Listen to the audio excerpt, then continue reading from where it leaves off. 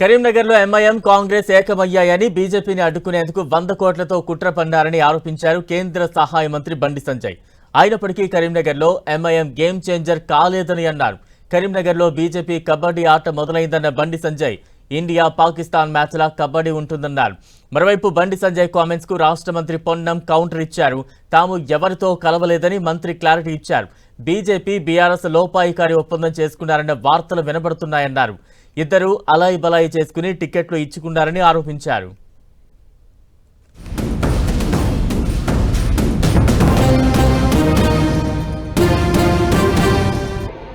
Congress party MA party ఒకటే కరీంనగర్ ను మతం పేరుతో ఇలా ప్రజలను విభజించే ప్రయత్నం చేస్తున్న విషయాన్ని కరీంనగర్ ప్రజలు ఆలోచించాలి. ఇలా ఎంఐఎం పార్టీకి 100 కోట్ల రూపాయలు ఫండ్ ఇచ్చి బీజేపీని ఓడించి కరీంనగర్ అభివృద్ధిని అడ్డుకుందామని ప్రయత్నం చేస్తున్నా.